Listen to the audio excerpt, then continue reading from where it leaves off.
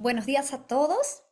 Es un gusto estar con ustedes en esta nueva sesión de nuestro taller regional sobre los convenios de transferencia de materiales y los convenios de transferencia de datos. Voy a empezar con una breve introducción. Antes que nada, quiero recordarles que tenemos para esta sesión presentadores que hablarán en inglés, de tal manera que si necesita usted escuchar la traducción, le agradecemos que vaya al signo de globo que está en la parte inferior derecha, centro derecha de su pantalla y escoja el canal de español. Eso permitirá que escuche la traducción de la presentación que será en inglés. And I'm going to say this in English now. If you are, if you want this session to Si quieren escuchar la sesión en inglés, tienen que hacer clic en el icono del globo terráqueo y seleccionar el idioma inglés. soy Carla Sáenz, soy asesora regional de bioética y bueno, como tal estoy a cargo del programa regional de bioética de la Organización Panamericana de la Salud, que hace parte de la Unidad de Ciencia y Conocimiento del Departamento de Evidencia e Inteligencia para la Acción en Salud de la OPS. Esta es la tercera sesión de un taller de 4 sesiones. Ahí ven la información para los que tengan oportunidad recién de unirse al taller. Y esta sesión será sobre los roles, responsabilidades y desafíos al usar los convenios de transferencia de muestras y datos.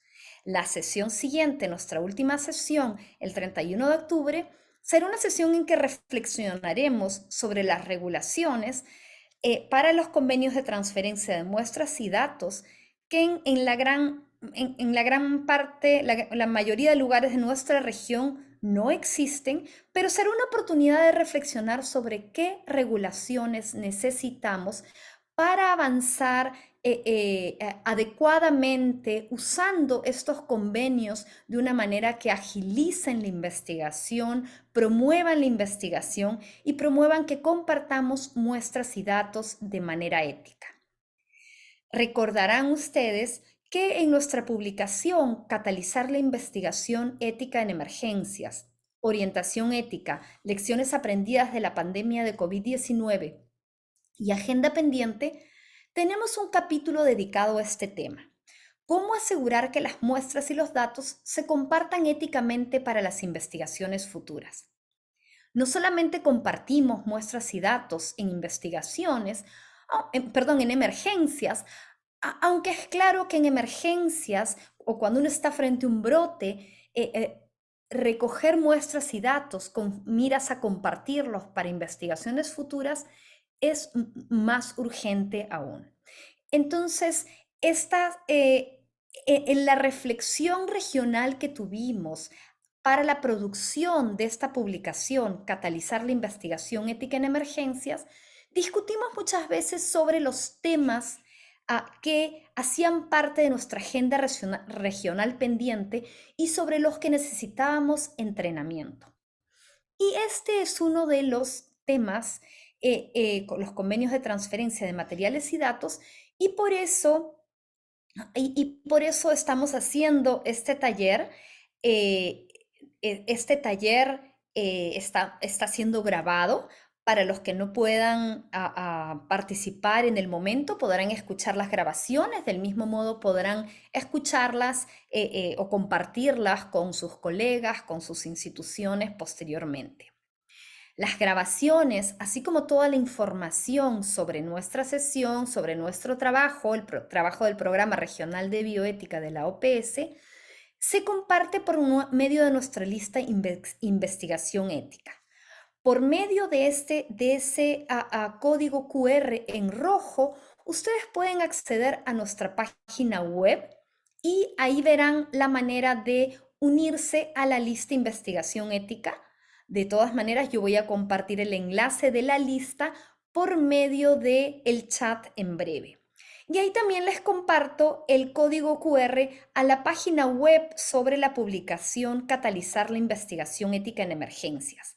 Esta página web incluye no solamente la publicación, el documento en su versión completa, sino también un resumen ejecutivo, las orientaciones específicas para las autoridades sanitarias, las orientaciones específicas para los comités de ética de la investigación y también en ambos idiomas un, un conjunto de diapositivas que ustedes pueden descargar si es que quisieran presentar el contenido de esta publicación, parte de él o todo, a sus colegas o en sus instituciones o aquellos que imparten clases como parte de su dictado.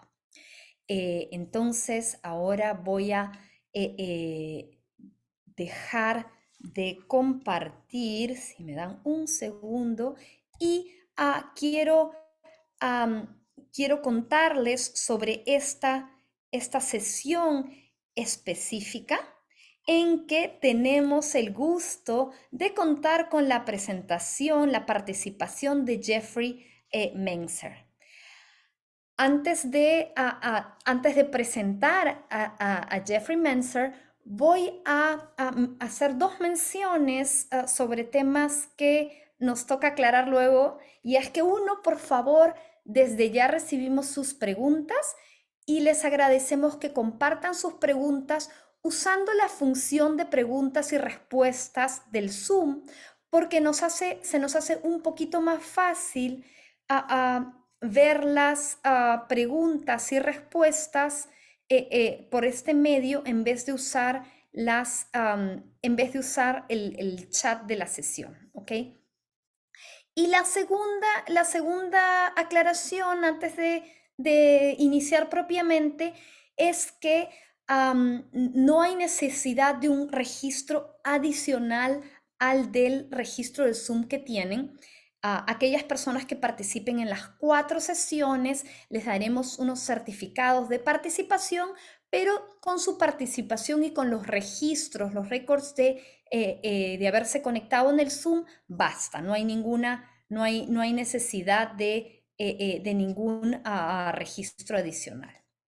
Entonces, sin más preámbulo, quiero presentar a Jeffrey Menzer, que ha trabajado en el núcleo de bioética del Instituto Nacional de Genoma Humano del NIH por más de 20 años.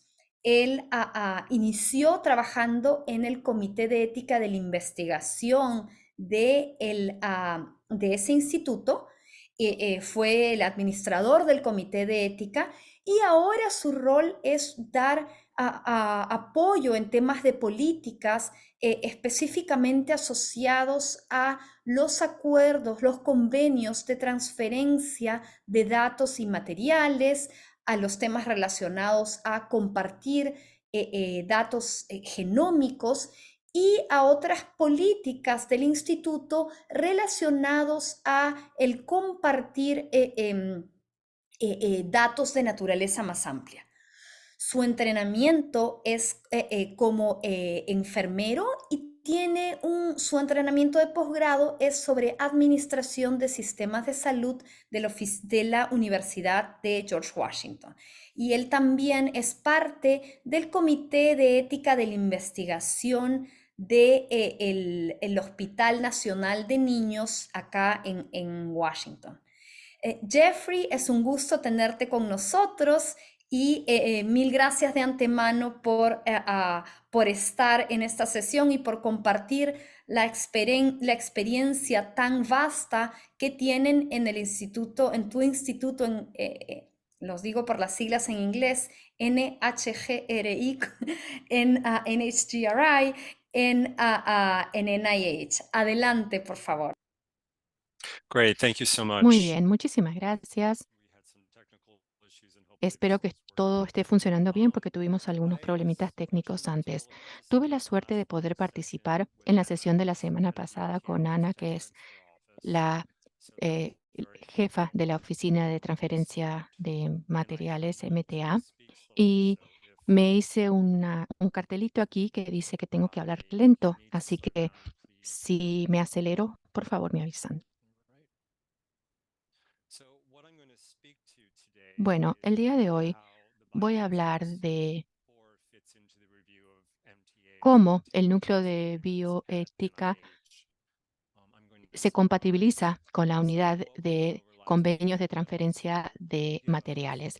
Algo de este tema se trató la semana pasada, pero voy a hablar de cómo los comités de ética de la investigación analizan los procesos en torno a los convenios de transferencia de materiales y también de datos. Voy a hablar de algunos de los temas con los que me topé al momento de interpretar los formularios de consentimiento que representan los deseos de los participantes del estudio con respecto a si dan permiso o no para compartir las muestras y qué restricciones, si las hay, rigen para hacerlo. También les voy a mostrar las plantillas que usamos en el NIH para los formularios de consentimiento, así como el manuscrito sobre el intercambio de datos en general. Es política de los institutos nacionales de salud compartir los resultados de la investigación con toda la comunidad de investigadores. En el año 2015 había un requisito para compartir los datos genómicos que se amplió, de hecho, este año para exigir a todos los beneficiarios de los NIH, incluso los investigadores internos, que tuvieran un plan para compartir de manera más amplia todos los datos científicos. Entonces puede ser a través de repositorios o bases de datos, pero todo esto es con miras a brindar apoyo a todas las labores de investigación y tenemos la política de compartir la información de la manera más generalizada posible, ya que usamos fondos públicos. Primero,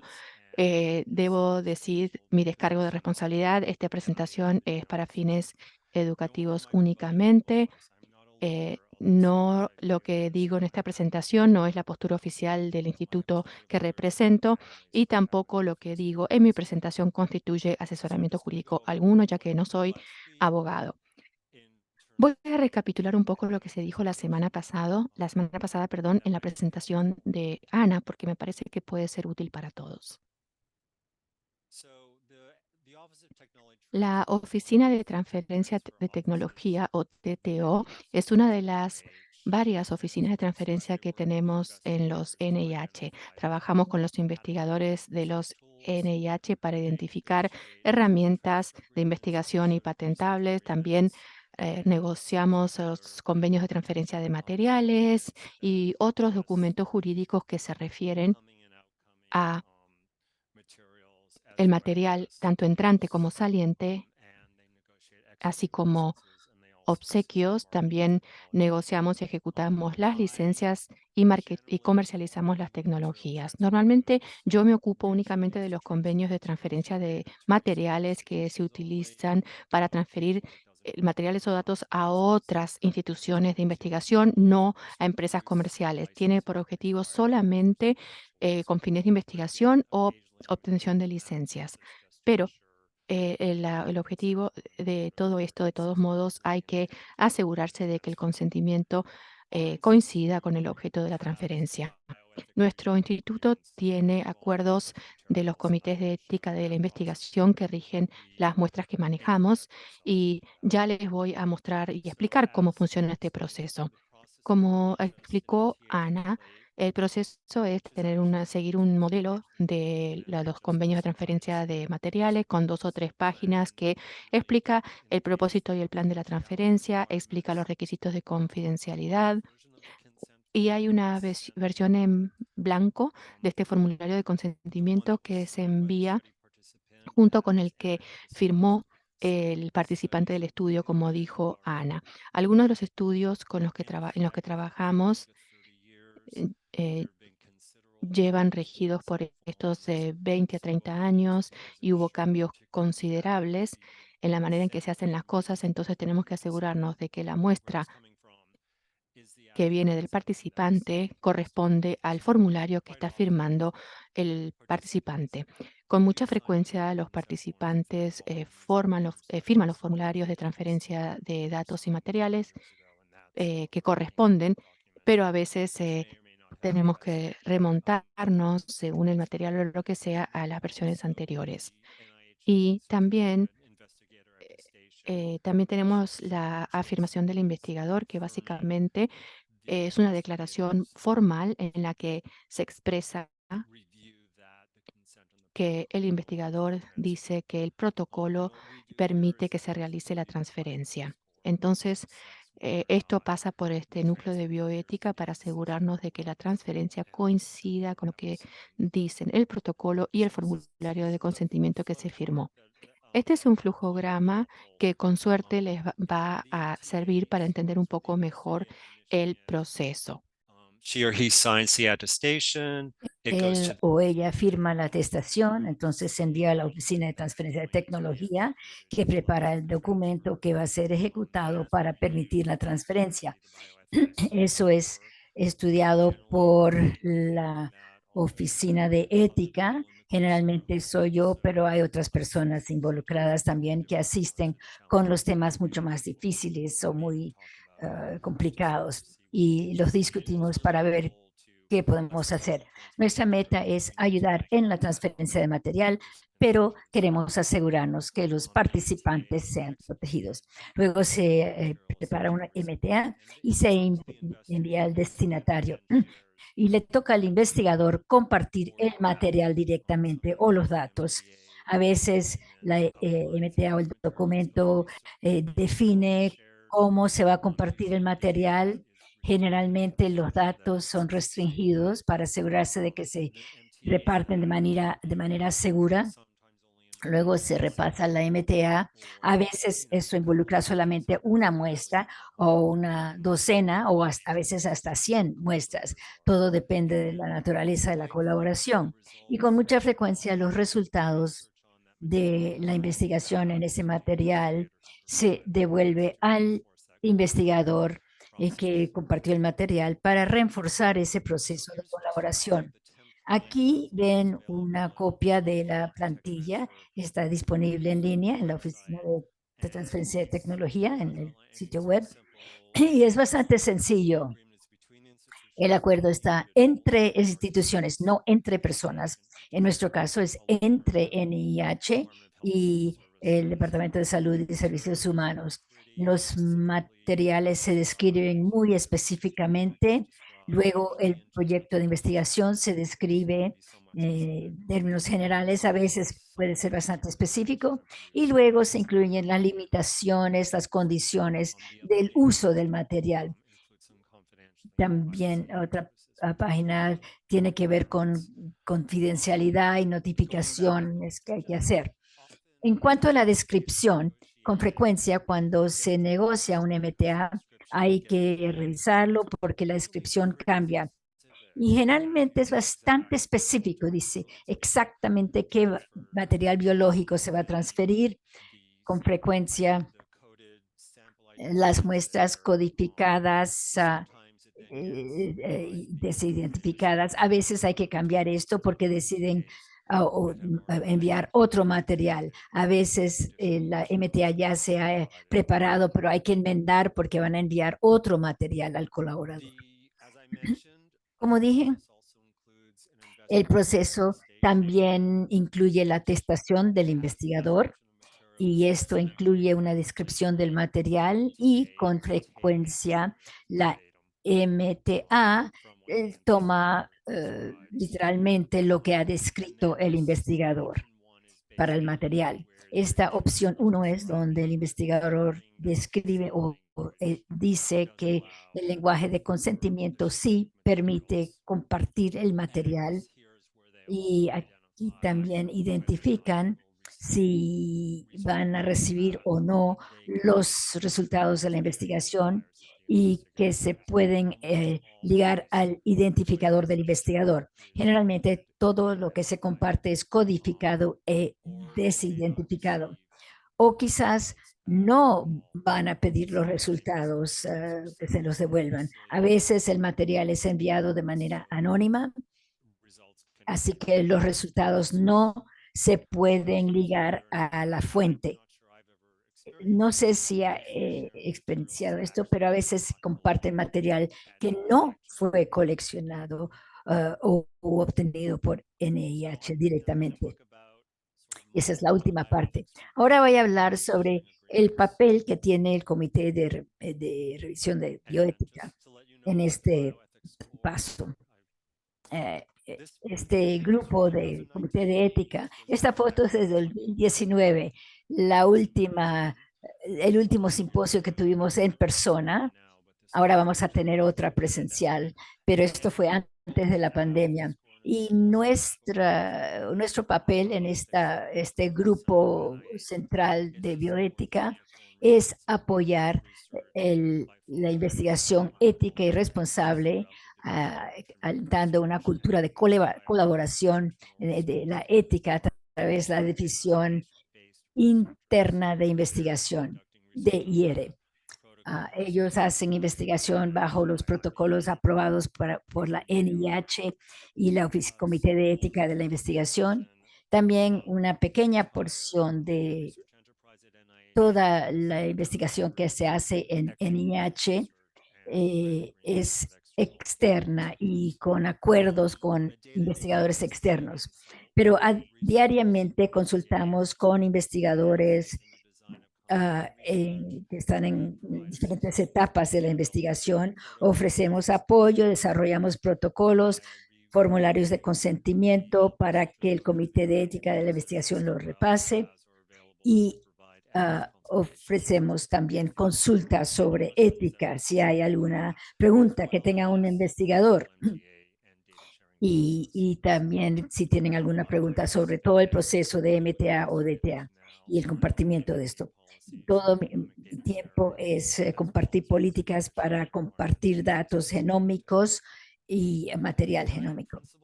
El principio que nos guía es que el investigador original y su institución han llegado a un acuerdo con el sujeto sobre las biomuestras y tienen la obligación de honrar ese acuerdo.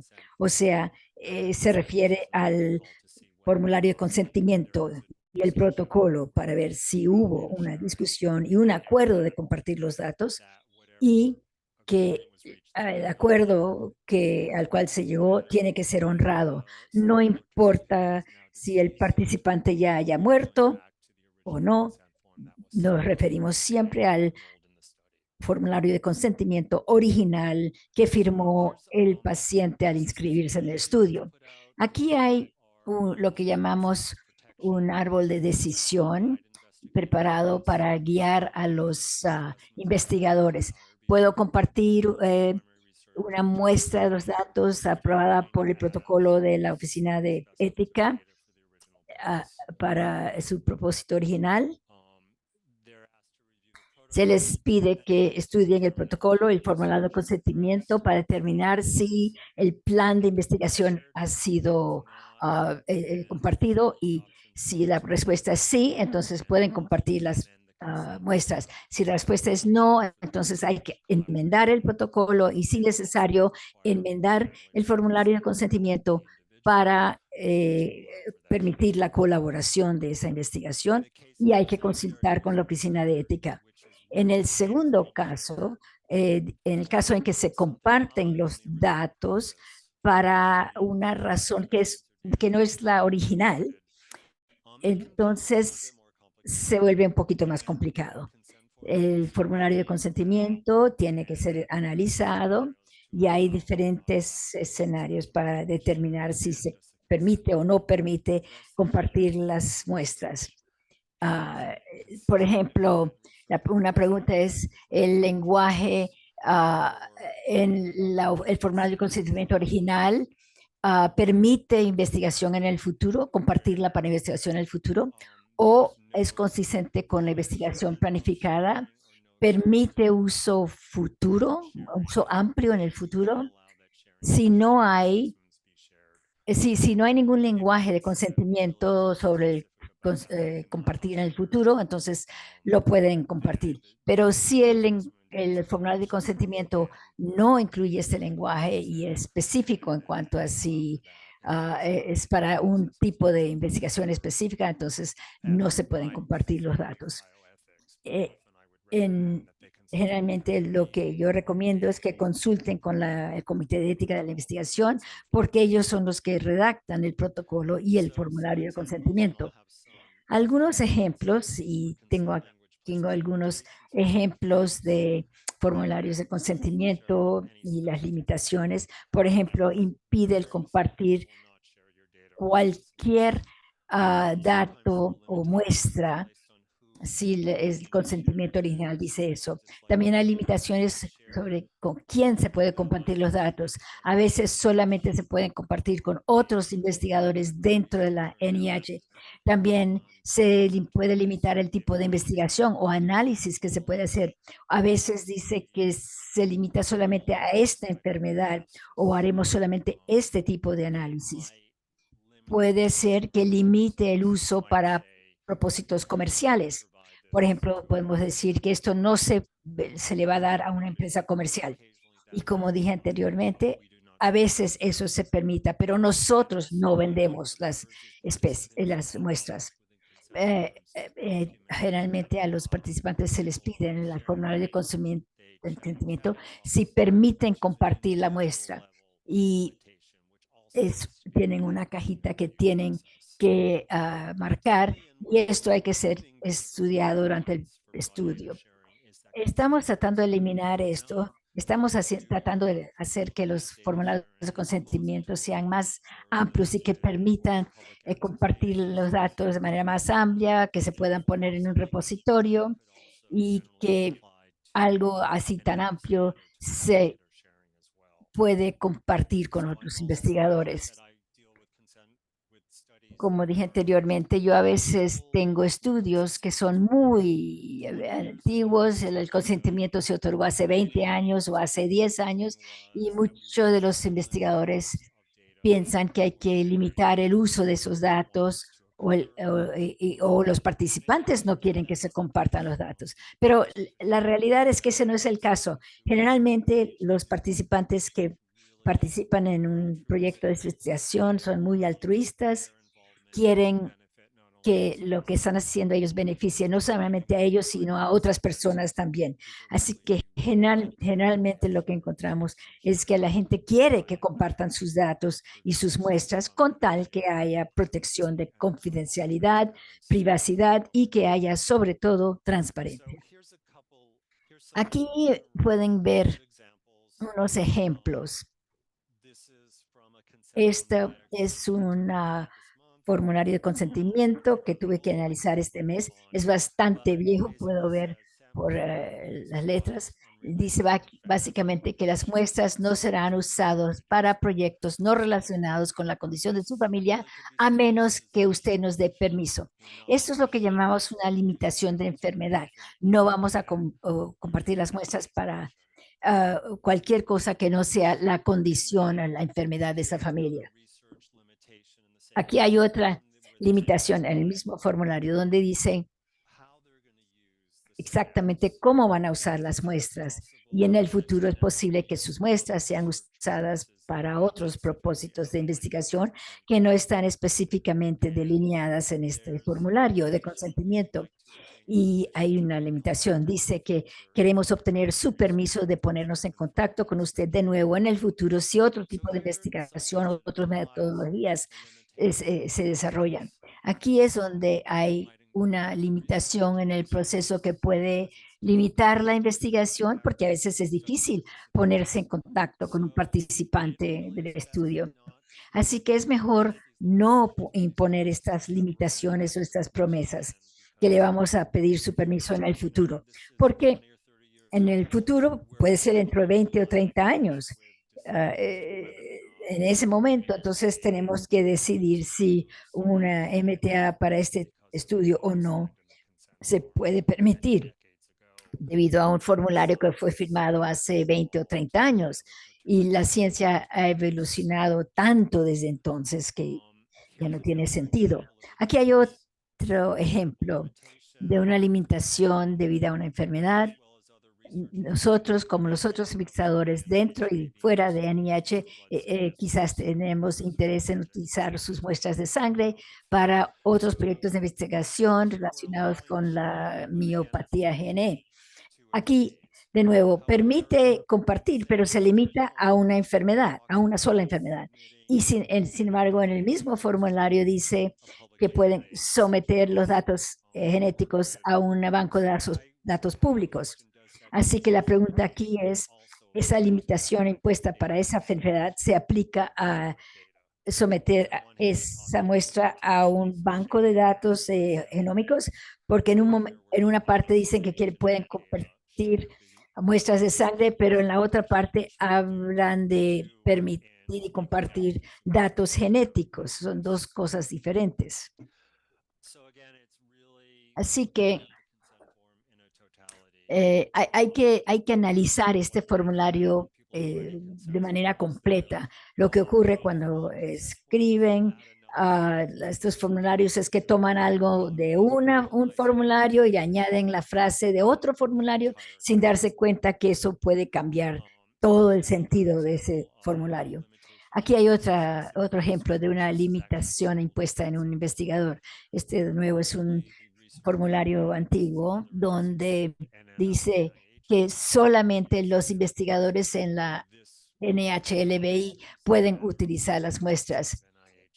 Y aquí pueden ver en la cajita donde tienen que decidir cuál prefieren, si se va a compartir la muestra. Por eso es que es tan importante analizar los formularios originales que se firmaron, porque hay que saber cuál fue la preferencia escogida por el participante. Aquí hay otro ejemplo.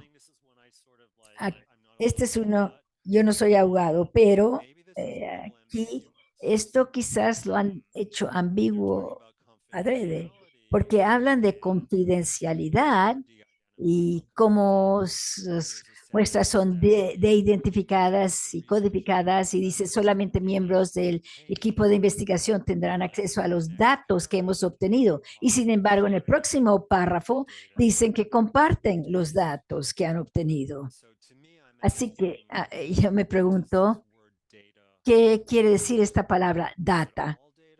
¿Todos los datos? ¿Solamente los datos identificables? Es algo que cuando se escribió este formulario y se estudió, no se dieron cuenta que existía, pero al analizarlo cuidadosamente y al hacerlo operativo, puede ser que esta palabra data cree problemas. Aquí hay otro ejemplo, y este es un formulario de consentimiento, proyecto en otro hospital en el cual yo estaba trabajando, donde dicen que las muestras que se comparten son de identificadas, son codificadas, y sin embargo en el próximo párrafo dicen, debido al hecho de que todas las muestras serán codificadas, no será posible compartir los resultados de esta prueba con usted o con su médico. Me parece aquí que han confundido desidentificación con anonimación de los datos. Si algo es decodificado, de identificado y codificado, entonces sí es posible saber a quién se aplican esos resultados y sí es posible compartir con el médico. Para mí sería más transparente decir, no vamos a compartir los datos con usted porque estos son estudios o resultados de una investigación, y en los Estados Unidos para poder compartir resultados tienen que ser hechos en ciertos laboratorios certificados, y muchas veces esos laboratorios no tienen la capacidad de certificar y darle los resultados a la persona individual. Así que la pregunta aquí es, estas son contradicciones que ustedes van a encontrar, o es que yo soy demasiado exigente, pero estos son algunos de los desafíos que encontramos al leer estos formularios. Bueno, alguno de los remedios cuando se impide o limite el compartimiento, podemos pedirle un nuevo consentimiento al participante para permitir compartir. A veces los investigadores pueden conseguir los participantes exitosamente y que den su nuevo consentimiento, pero generalmente es muy difícil y los que sí consiguen, están dispuestos a compartir sus muestras. Otras opciones, y esto no se ha usado con frecuencia, pero es que los colaboradores se convierten en un investigador de nombre en ese proyecto y entonces así pueden compartir las muestras y los datos. Esto ocurrió en un caso en el cual otro investigador de NIH quería tener acceso a unos estudios de resonancia magnética y el estudio había sido originalmente limitado a investigadores en el equipo de investigación. Así que la solución fue convertir al colaborador en investigador y parte del equipo de investigación para que tuviese acceso a los datos. Es una persona con la cual necesitamos su asistencia para analizar el estudio, pero desafortunadamente el formulario de consentimiento era limitante y no le permitía utilizar el material. Y además de la modificación al protocolo, como estábamos haciendo la transferencia a otro lugar, había que compartir los datos resumidos. A veces hay que ver si en un repositorio hay muestras o datos similares. O sea, si no nos lo consiguen nuestros propios investigadores y se puede recurrir a otra fuente. Con frecuencia nuestros investigadores trabajan estrechamente con personas que conocen y con las que han colaborado, así que colaboran o trabajan bien. También, como dije, tenemos plantillas para el formulario de consentimiento y protocolo que fueron evolucionando con los años. Y hace unos 5 años los NIH certificaron todos los comités de ética de la investigación, que eran como 12 en uno solo, así que todos usamos el mismo modelo. Acá tenemos un ejemplo de la plantilla o el modelo de consentimiento informado que utilizamos en el centro clínico de los NIH. Básicamente acá se explica cómo se van a compartir las muestras y todo lo que vamos a hacer, cuáles son los riesgos y cómo se va a proteger la confidencialidad del participante.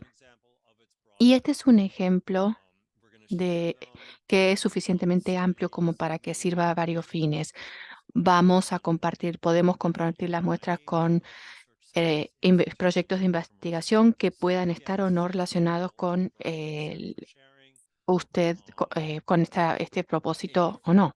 Entonces, como digo, es un consentimiento más amplio y explica si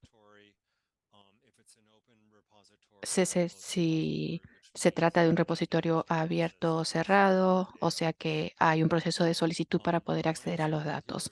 Un ejemplo que tenemos acá que les puede parecer interesante es que acá hay una casilla que da permiso para compartir los datos y nuestro comité de ética de la investigación lo exige si el estudio podría ofrecer un beneficio directo. Entonces ahí se les da la opción a los participantes de compartir o no compartir y cómo. Ahora, si no hay ningún posible beneficio, no hace falta que se marque. La idea es que no se obligue a las personas a compartir sus datos para poder participar de un estudio que tiene el potencial de brindarle un beneficio directo al participante. Y acá tenemos un ejemplo de la plantilla o el modelo que usamos para el estudio. Esto no era un estudio que podría otorgar un beneficio directo, pero de todos modos el investigador decidió incluir la opción sí o no. Entonces, si se iban a compartir las muestras de esta persona a través de un convenio de transferencia, hay que ver de materiales, había que fijarse si había marcado que sí o que no.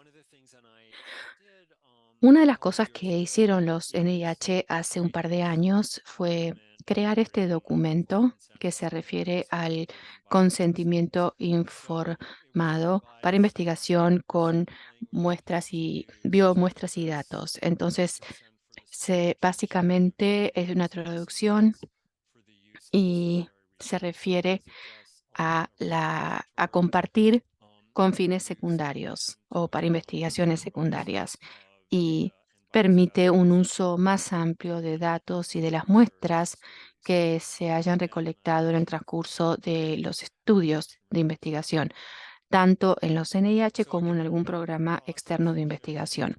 Nuevamente, el proceso para compartir los datos y los materiales tiene que describir de manera clara los roles y las responsabilidades específicas de las distintas partes implicadas para asegurarse de que se pueda proceder con eficiencia. Están los investigadores, los bioeticistas, los participantes, etcétera. Entonces los roles tienen que estar bien definidos y procedemos de manera eficiente, pero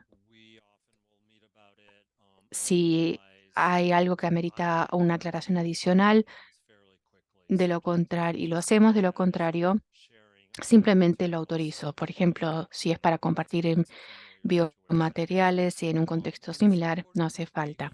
Y es importante siempre ser flexible para dejar un margen para imprevistos y seguir respetando los derechos, los deseos de los donantes y también la intención de participar en el estudio de investigación. Entonces, si hay algo ambiguo, ¿cómo podemos analizar esa formulación para facilitar la transferencia de materiales sin interferir o obstaculizarla? O sea, lograr un equilibrio que nos permita lograr algo que sea aceptable para todos. Y esa es la parte que más me gusta. A veces es difícil y hay veces que es interesante y a veces es las dos cosas. Entonces tenemos que ver cómo aprendemos de las distintas situaciones y también trabajamos obviamente con los investigadores para ver cómo pueden mejorar ellos sus propios procesos. Bueno, esto es todo. Con todo gusto contesto preguntas o escucho comentarios. Muchísimas gracias por la invitación. Espero que les haya servido. Jeff, ha sido una sesión muy útil, muy clara. Y lo que vamos a hacer en lo que viene es que vamos a tener comentarios de nuestros panelistas y luego vamos a dar paso a las preguntas del público. Les agradezco por favor a las personas que tienen preguntas que incluyan las preguntas en la función de preguntas y respuestas en vez de en el chat, porque en el chat a veces se nos pierden. Y bueno, voy ahora a darle la palabra a la doctora María Laura Garao, que es médico, es especialista en neurología de la Universidad de Buenos Aires, es investigadora y ha presidido el Comité de Ética de la Investigación del Hospital General de Agudos Juan Fernández de Buenos Aires y ahora preside el Comité Central de Ética de la Investigación de la Ciudad Autónoma de Buenos Aires y además dirige la unidad de docencia, investigación y desarrollo profesional del Ministerio de Salud de la Ciudad Autónoma de Buenos Aires. Laura, es un gusto tenerte con nosotros y adelante por favor con tus comentarios.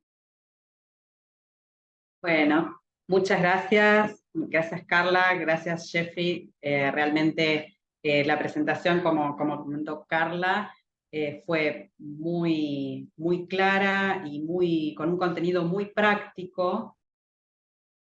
Y no solamente para los comités de ética, sino también para los investigadores, cuando tienen que redactar los consentimientos informados de sus investigaciones.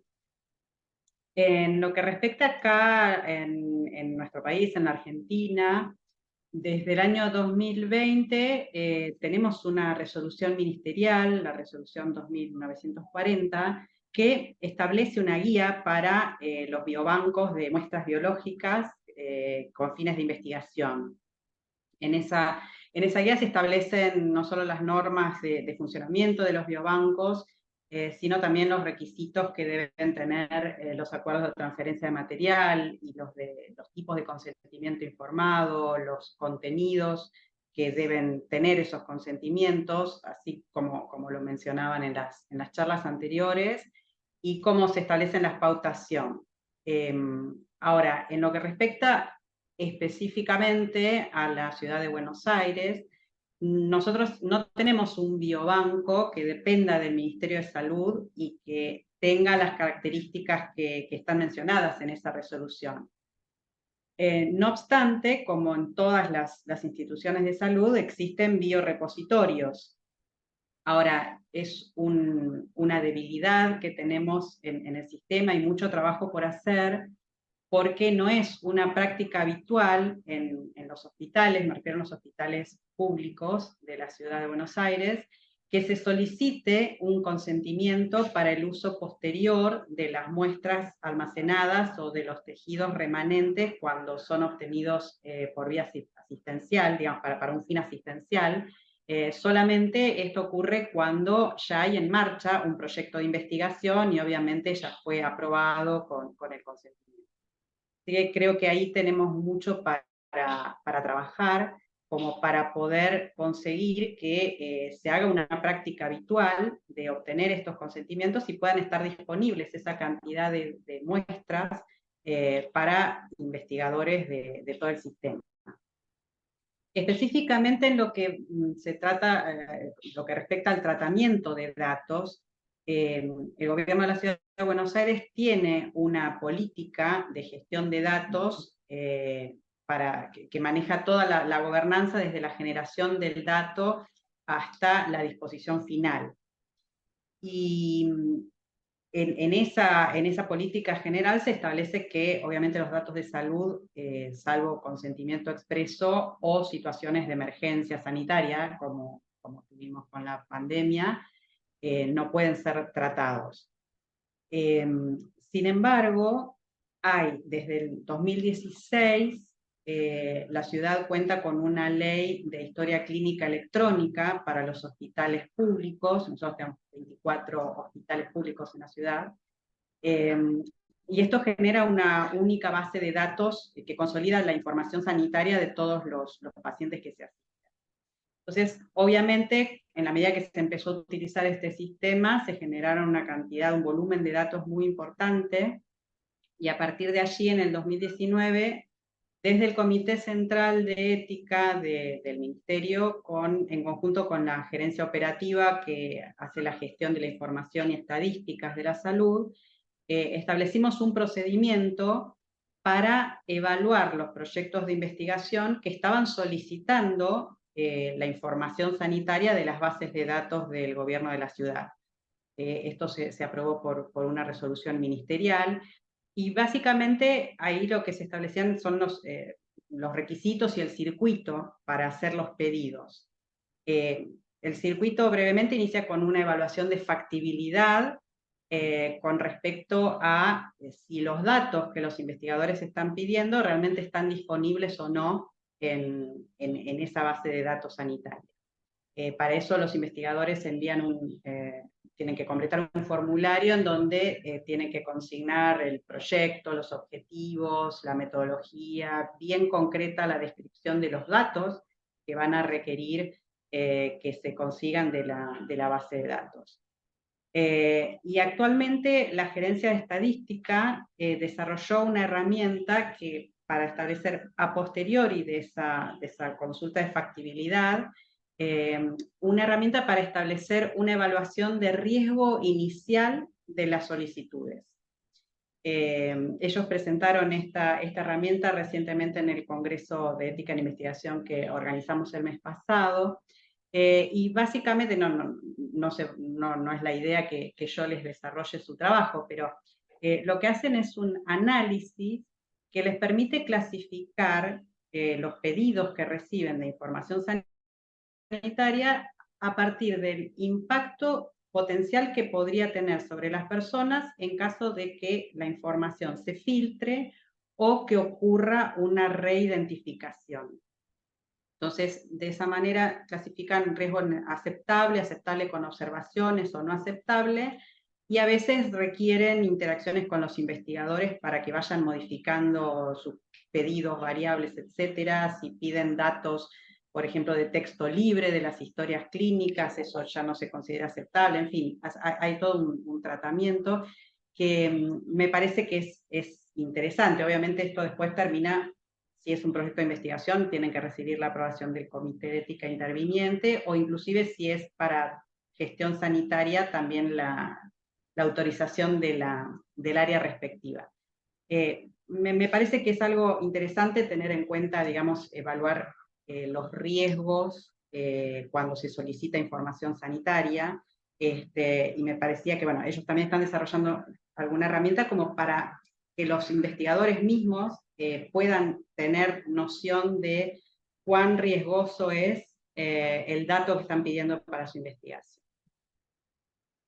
Y aprovechando que Jeffrey está en un hospital de niños, yo también quería aprovechar a preguntarle cómo, en la práctica, cómo manejan la situación, o sea, cuando las muestras que fueron obtenidas de niños, cuando alcanzan su mayoría de edad, si ellos manejan el reconsentimiento y cómo en la práctica ellos llevan a cabo ese reconsentimiento cuando llegan a mayoría de edad.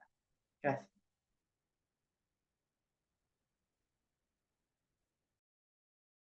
Muchísimas gracias a Laura. Entonces, ahora vamos a dar paso a unos comentarios del doctor Carlos Álvarez y luego de eso le devolvemos la palabra a Jeffrey para que él conteste tu pregunta y comente cualquier punto que le surja en relación a los comentarios de ambos antes de pasar a las preguntas de la audiencia. Entonces, para nosotros es un gran gusto tener en esta sesión al doctor Carlos Álvarez, que es un investigador con amplia experiencia en proyectos multipaís, multisitio.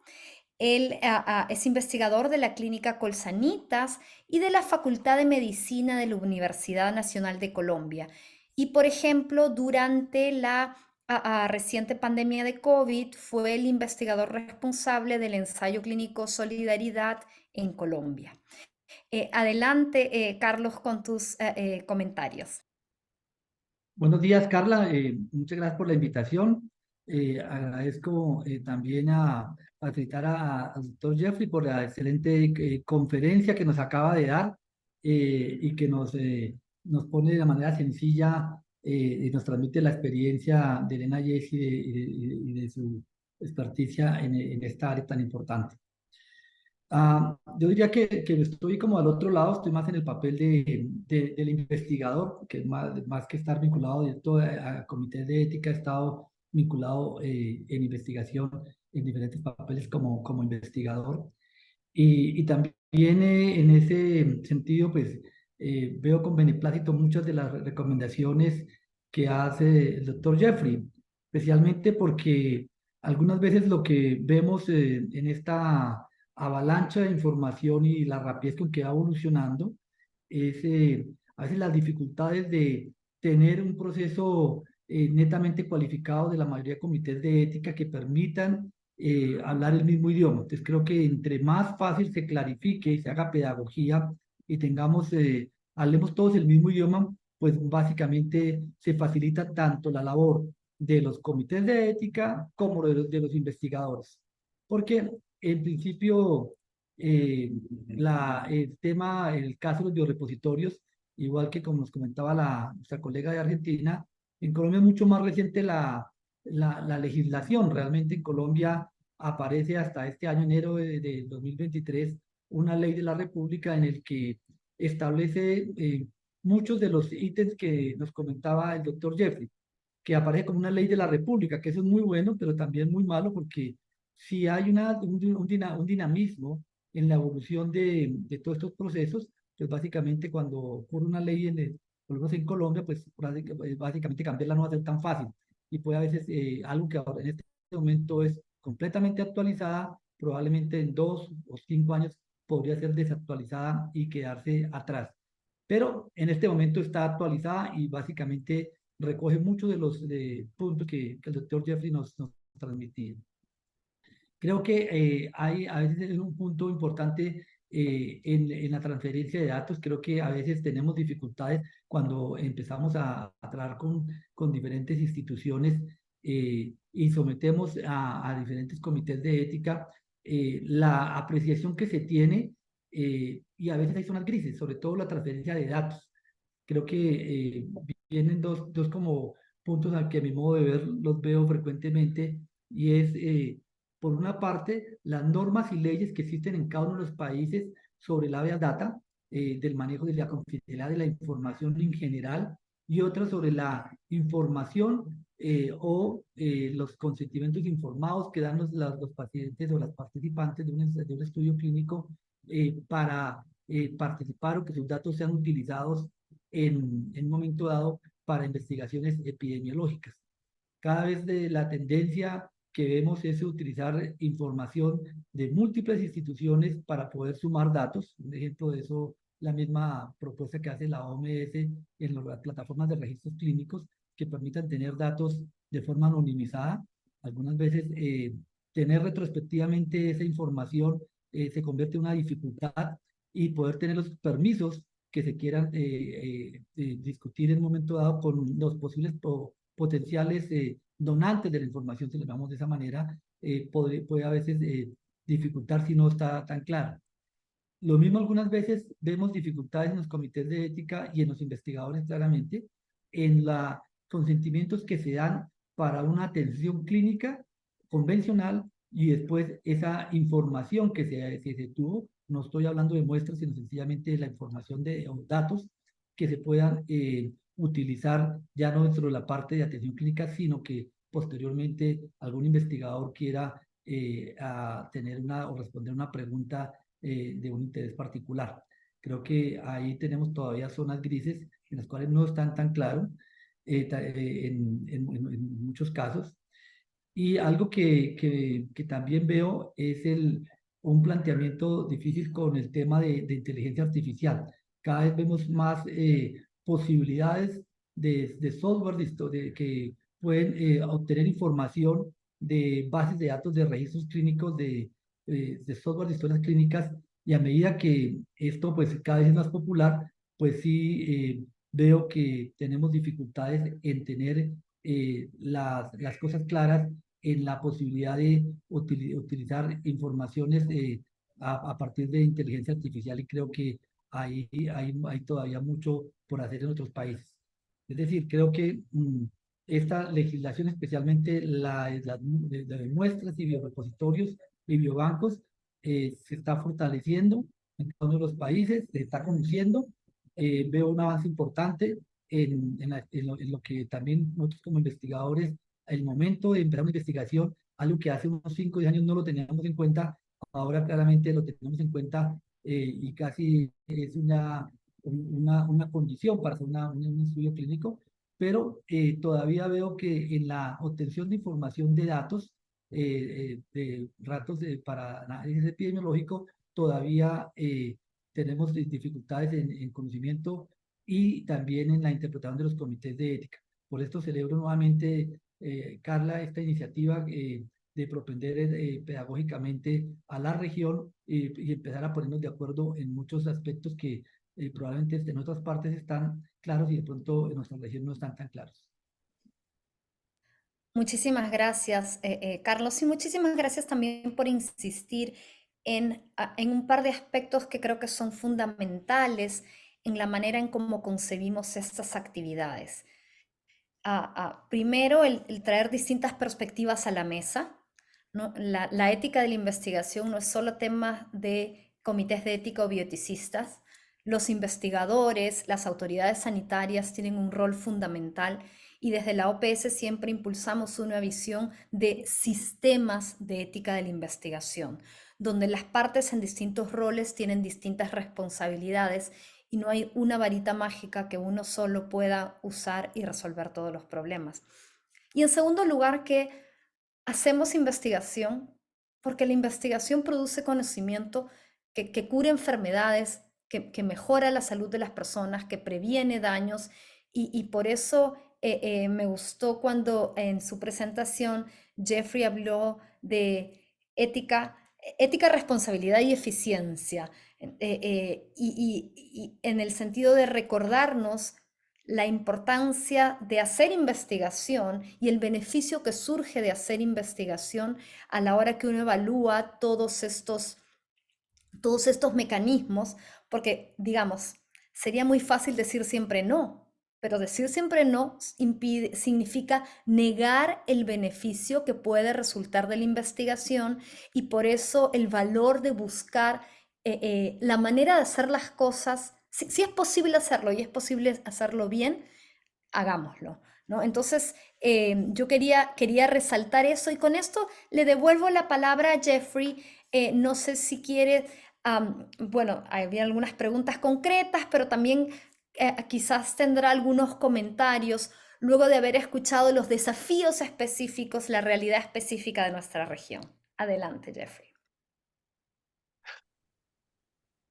Let me go back to the Bueno, specific question. déjeme referirme a la pregunta específica en cuanto a niños y What is done at NIH puedo explicarles lo que se hace en NIH. generally require that the Generalmente exigimos el consentimiento, el permiso de que niños participen. No hay una edad mágica, pero yo diría que sería comenzando a los 7, pero es más cerca a los 12. Pero también hay la cuestión del niño en sí, la enfermedad, si ellos pueden dar consentimiento o no, si cognitivamente pueden entender cómo dar un consentimiento. Siempre exige, claro, que el padre o el guardián ofrezca el consentimiento. Pero cuando yo comencé a trabajar con el comité de ética, comencé tomando las notas. Las notas, las actas son el récord de la discusión y de la decisión que se tomó en el comité de ética. Y mi trabajo era tratar de tomar estas declaraciones muy amplias y vagas y hacerlas muy específicas y más concretas. Y generalmente se discutía el formulario de consentimiento. ¿Cómo se simplifica este formulario? No debe de ser un documento de 37 páginas, debe de ser básicamente 2 párrafos. Afortunadamente, nunca tuve que lidiar con un caso en el que el niño decía que no, pero tratamos de redactar el formulario en un lenguaje que el niño pudiese entender. La política en NIH es que cuando un niño participa en un estudio y llega a edad, mayoridad, a los 18, tienen que entonces de nuevo ofrecer su consentimiento de seguir participando en el estudio. Si tienen una enfermedad donde mentalmente no pueden ofrecer ese consentimiento, entonces hay que tener un custodio legal, generalmente es el padre, pero eso tiene que ocurrir de todos modos, el nuevo consentimiento. El comité de ética sí tiene ciertas excepciones a esto, generalmente si solamente se está haciendo análisis de datos, si ya no se está viendo en persona ese paciente, pero si siguen viéndolo en la clínica o es un estudio longitudinal, entonces sí hay que obtener nuevo consentimiento porque ese niño ahora está de la edad que puede ofrecer el consentimiento. Otra cosa que es único a la NIH es que en los Estados Unidos no estamos gobernados por la ley HIPAA, que es una ley en los Estados Unidos que gobierna la confidencialidad de las instituciones. Nosotros somos cubiertos por otra ley, la de privacidad de 1984, y hay diferentes requisitos, diferentes categorías. Las instituciones que son cubiertas por la ley HIPAA, los formularios de consentimiento son mucho más amplios. Yo cuando voy a ver a mi médico, por ejemplo, siempre tengo que ofrecer consentimiento y generalmente la gente cree que eso no permite el compartir los datos, pero esa no es la verdad. Durante la pandemia, cuando se le pedía la persona que tenía que se les pedía mostrar su tarjeta de haber sido vacunado contra COVID y la gente decía, no, no, eso está protegido por la ley HIPAA. No, eso no es verdad. Había que mostrar la tarjeta. Ahí tenemos que firmar generalmente acuerdos con instituciones que están cubiertos por esa ley diferente. En cuanto a la interacción entre los biorepositorios, hay una pregunta en el chat. Generalmente la posición de nuestro instituto es que nosotros queremos saber exactamente qué entra, qué sale. Si hay algo que fue obtenido en nuestra institución, entonces la Oficina de Transferencia de Tecnología tiene que saber exactamente a dónde se envió esa muestra. Hemos tenido investigadores que han operado por fuera de ese sistema y cuando se descubre eso, hemos tenido que corregir la situación. No quizás con castigo, pero diciéndoles, no se dieron cuenta que había que obtener un permiso para esto y lo hacemos de manera retroactiva. Y de vez en cuando tenemos dificultades con ciertos de esos investigadores y entonces no están cumpliendo, pero lo hacemos para asegurar que hay integridad en todo el proceso. Creo que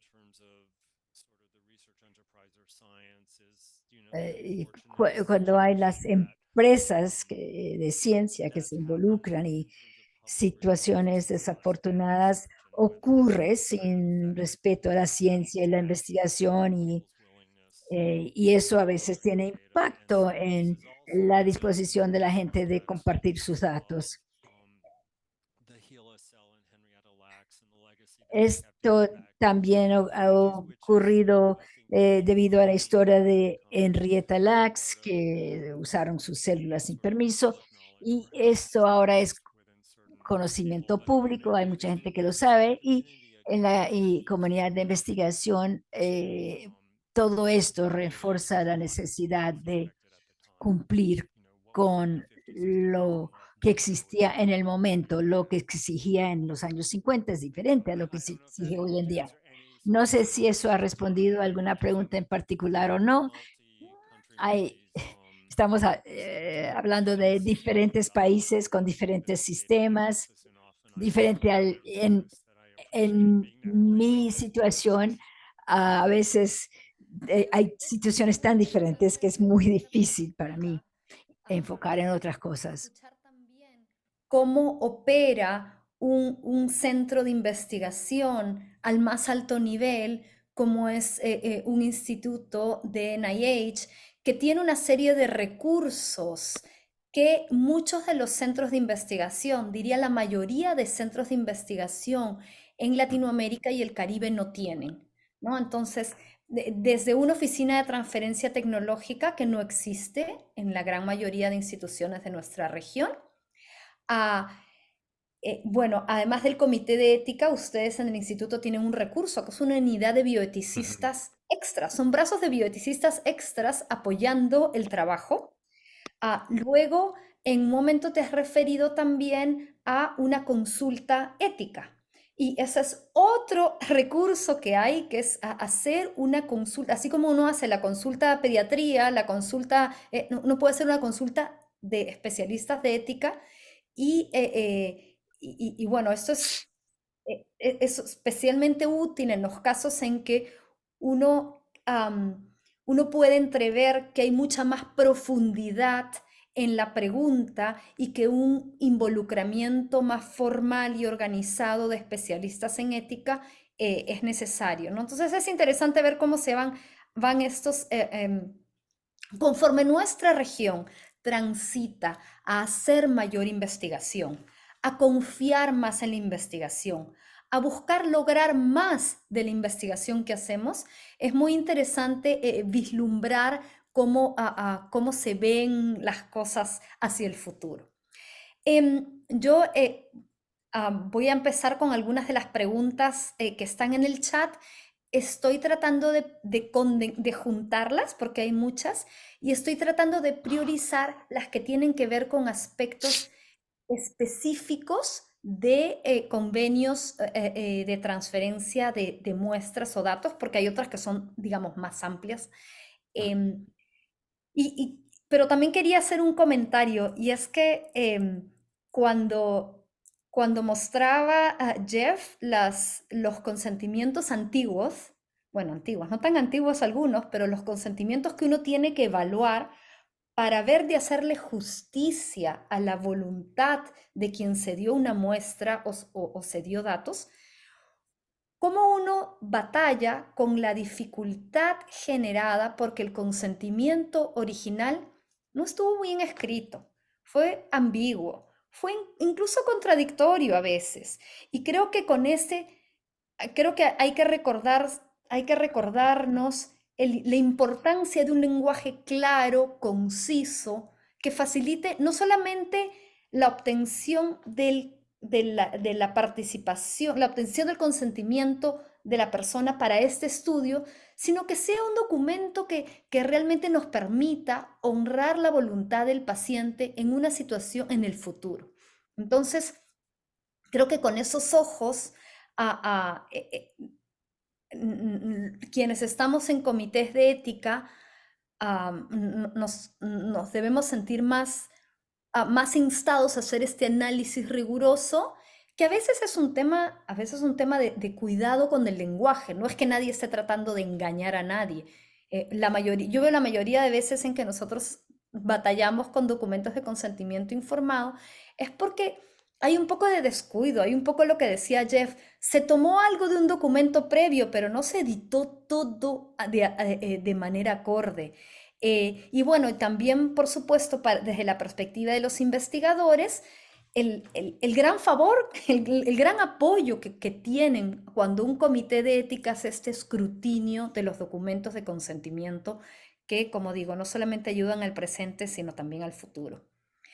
Una pregunta sobre el consentimiento informado específicamente es que si en los consentimientos, ¿qué rol tiene, pensando en compartir muestras, compartir datos, el que hay una especificación sobre los distintos tipos de materiales que uno estará dispuesto a donar para estudios futuros? O si basta una aceptación de todos los materiales? Un estudio puede recoger distintos tipos de muestras, y si ese nivel de detalle, si hay que especificar para uso futuro, si se da el consentimiento amplio para todas las muestras específicas, o si un lenguaje general es suficiente.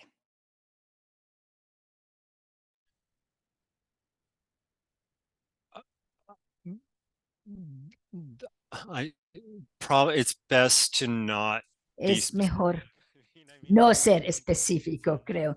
Creo que el conocimiento amplio es amplio, es más amplio, es mejor. Hay algunos de nosotros que pensamos que sí, no se deben de usar pequeñas cajillas con opciones, porque eso crea una pesadilla administrativa, sobre todo si hay varias cajillas que ha llenado el paciente.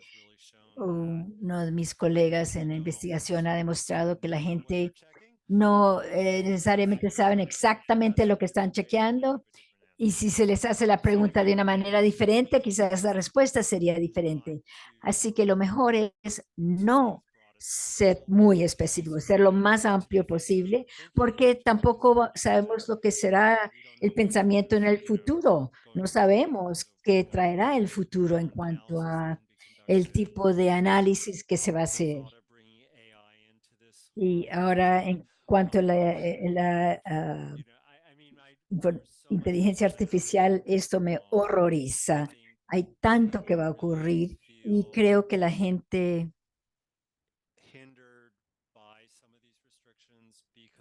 se creen limitadas por las restricciones porque quizás quieren llevar a cabo investigaciones usando muestras que para las cuales el formulario de consentimiento incluye restricciones. Y también hay otras razones por las cuales la gente no quiere compartir datos. Una cosa que existe en los Estados Unidos que no mencioné es que hay sentimientos en cuanto a la comunidad entre la población indígena. La comunidad quizás no quiere que se compartan los datos genéticos y esas son algunas excepciones que permitimos. Si el investigador puede ofrecer una explicación científica y a veces dicen, porque hemos trabajado con esta comunidad y ellos dicen, vamos a participar en la investigación, pero no queremos que nuestros datos, nuestro material sea compartido ampliamente. Y generalmente eso se acepta y se permite por política, porque son poblaciones vulnerables que son protegidas por nuestras reglas en cuanto a ética de investigación. Pero hay que tratar de balancear las cosas, no exagerar mucho. Nunca haríamos investigación sobre las mujeres embarazadas, pero hemos visto lo que está pasando ahora. Hace 30 años establecemos estos protocolos, pero ahora nos damos cuenta que esos son dañinos para la mujer. Así que es difícil, ¿no? Porque no podemos prever el futuro. Pero a veces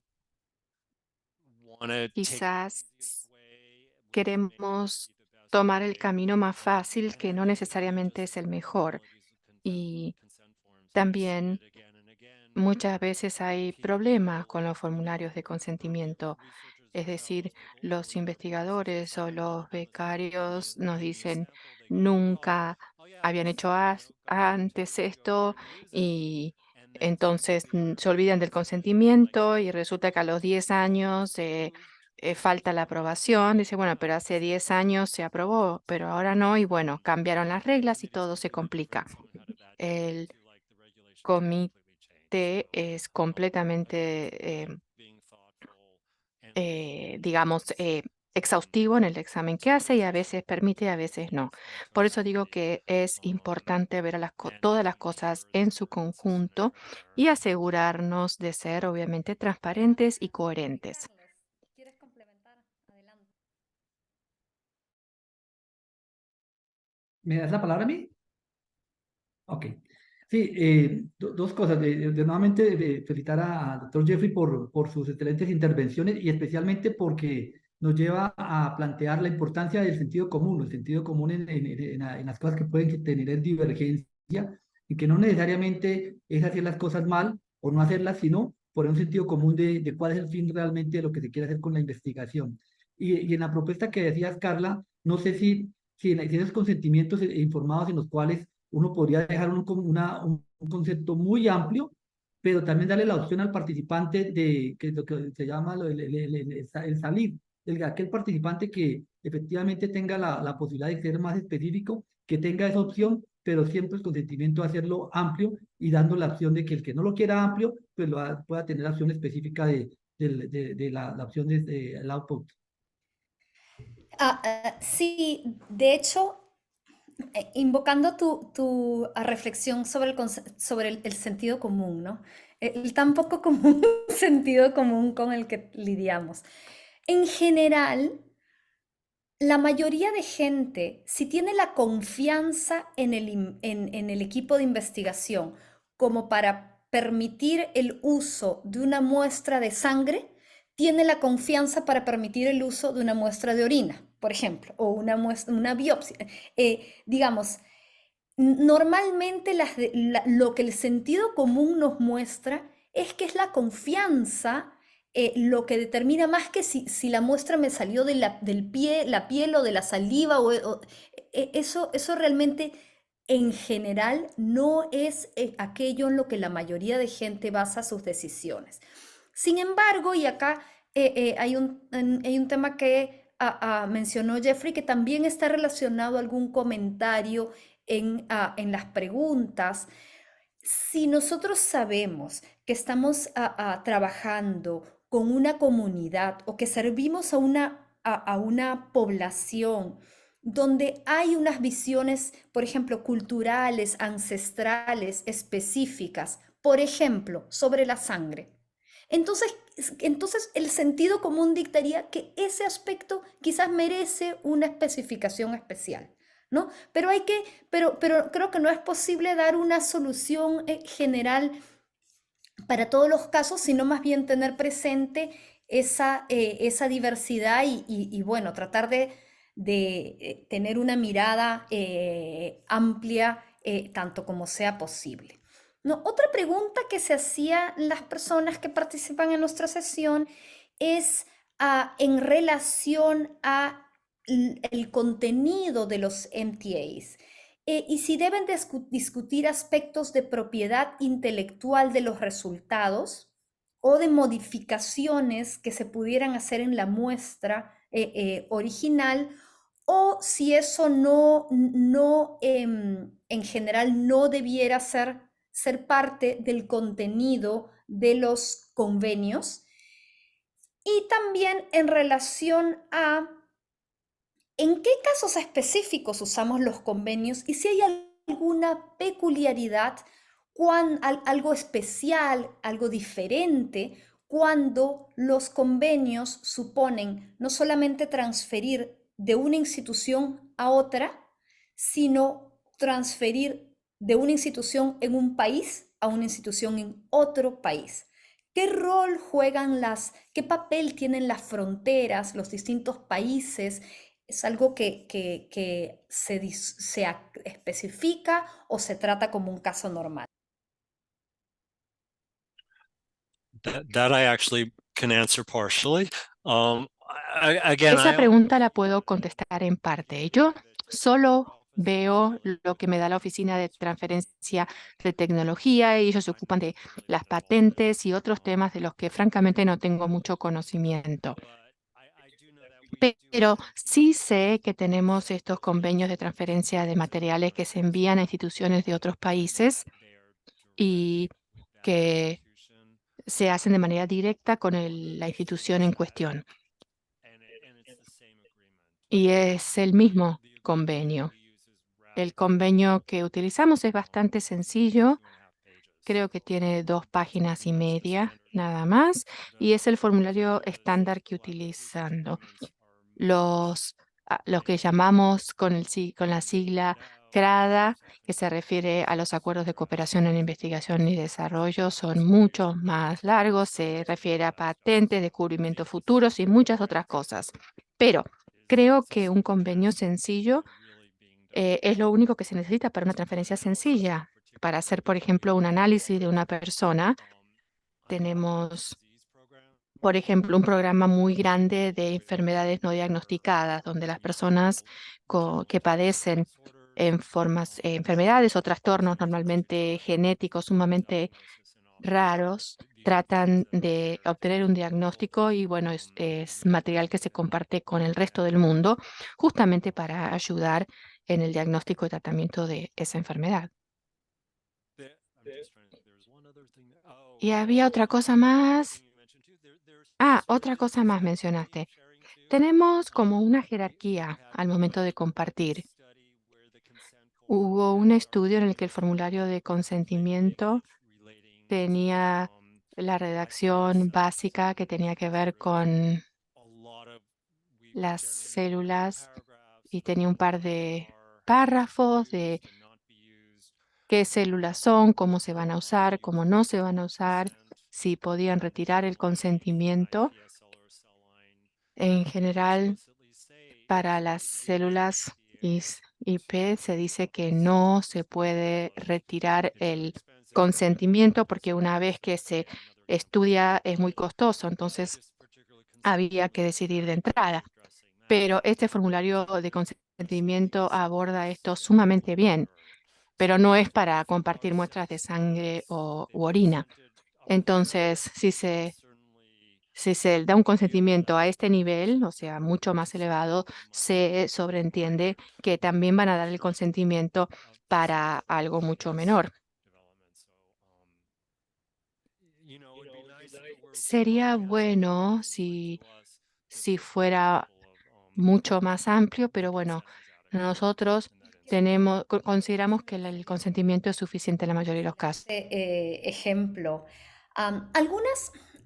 hemos hablado de la confianza y el hecho de que componentes importantes de estas transferencias, incluso si hay convenios que son documentos legales, reposan en la confianza.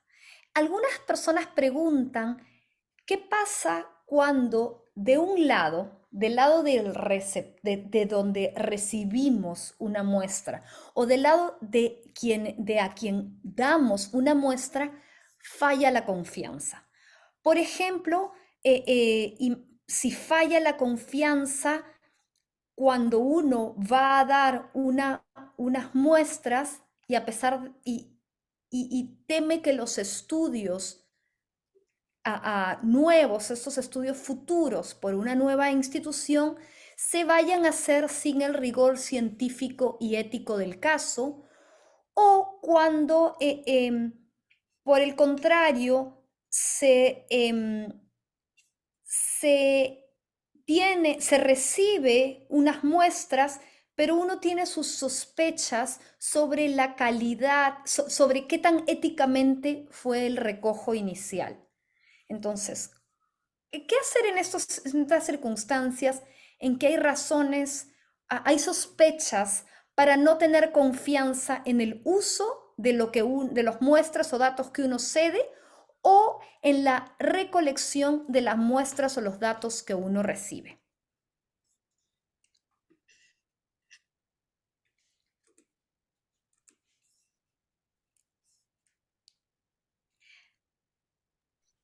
I was going to say that.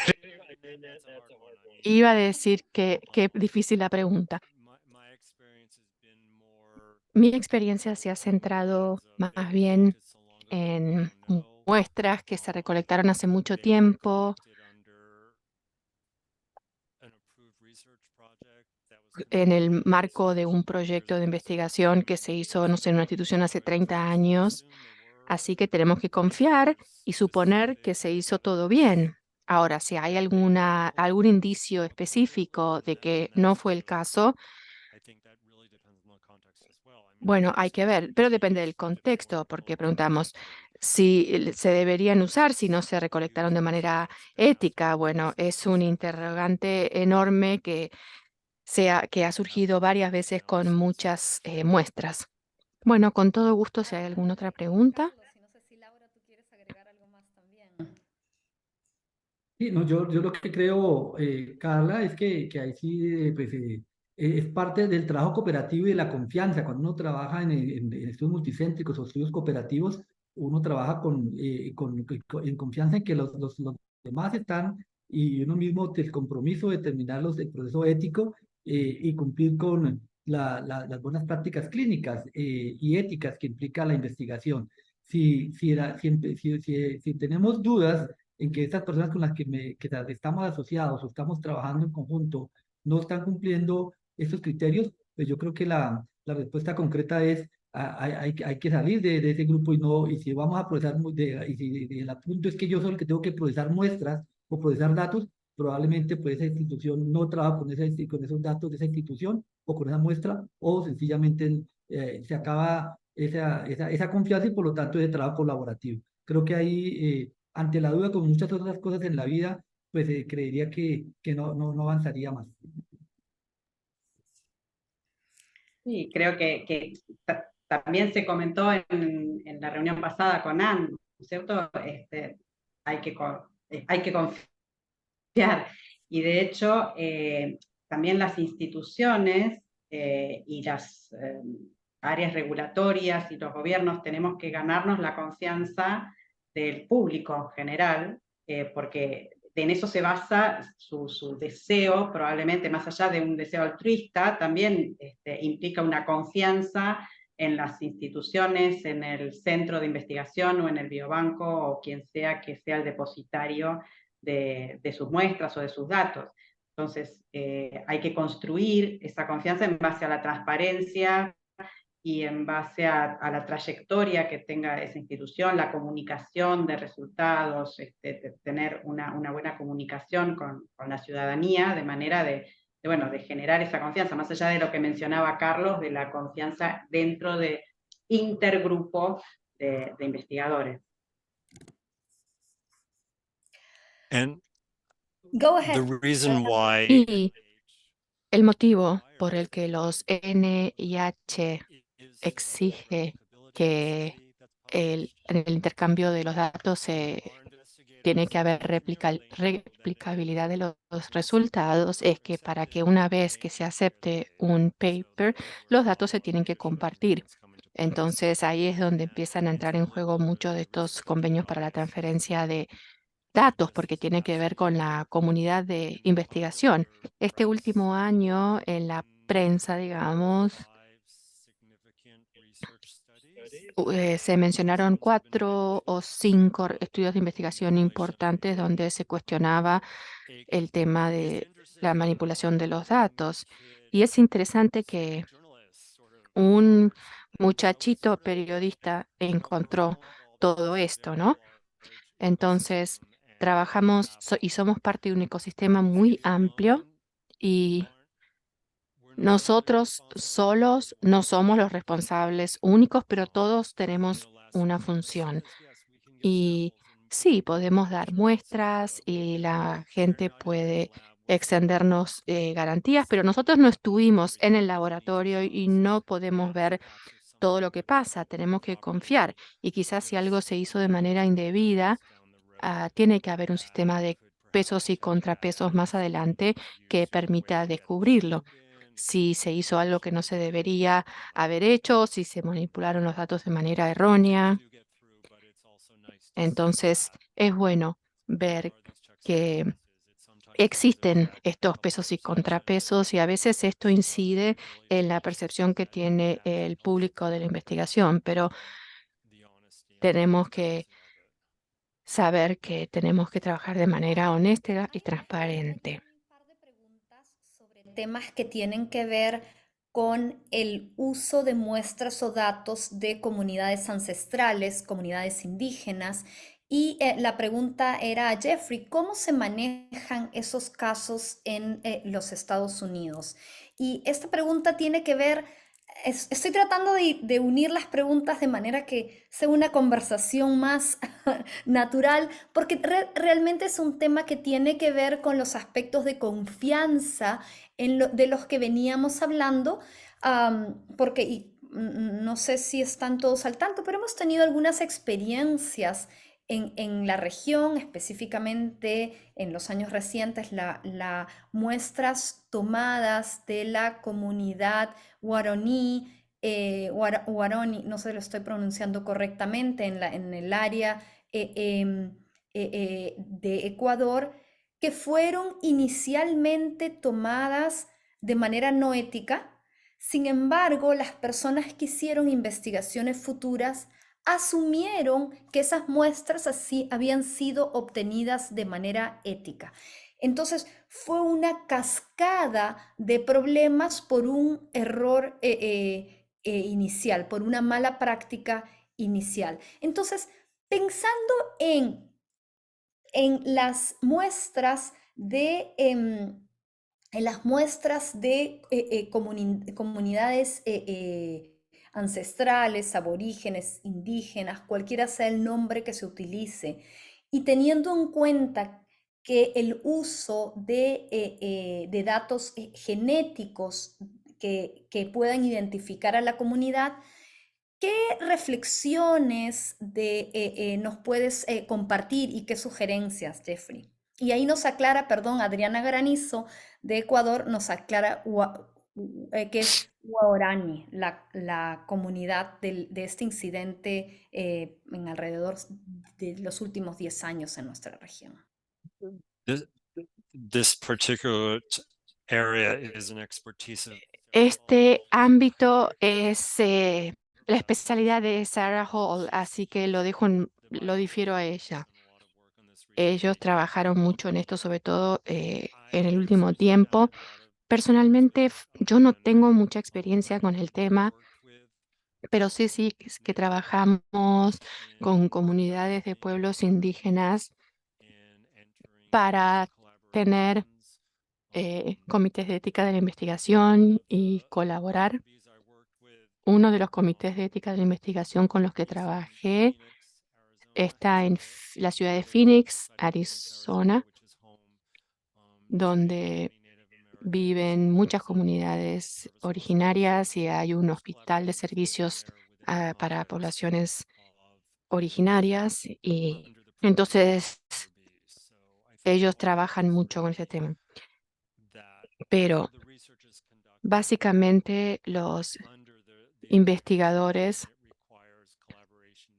deben colaborar con los comités de ética de la investigación para asegurarse de que la comunidad participe en la toma de decisiones y que la investigación refleje los deseos de la comunidad, y a veces a través de una junta asesora que trabaja con los comités de ética de la investigación y piden activamente comentarios de la comunidad en la que se está trabajando.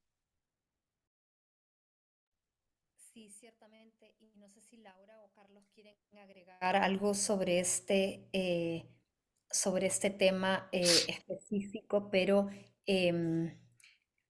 realmente los temas relacionados al involucramiento de la comunidad, no solo que de alguna manera precede un proceso de consentimiento informado, son claramente más importantes, los valoramos más ahora, mucho más ahora de los que los valorábamos hace 20 años en que no hablábamos de esto, y que al no hablar de esto de alguna manera tratábamos un poco a las comunidades, a las sociedades que albergan investigación como si fuera un mero espacio geográfico, y esto no debiera ser.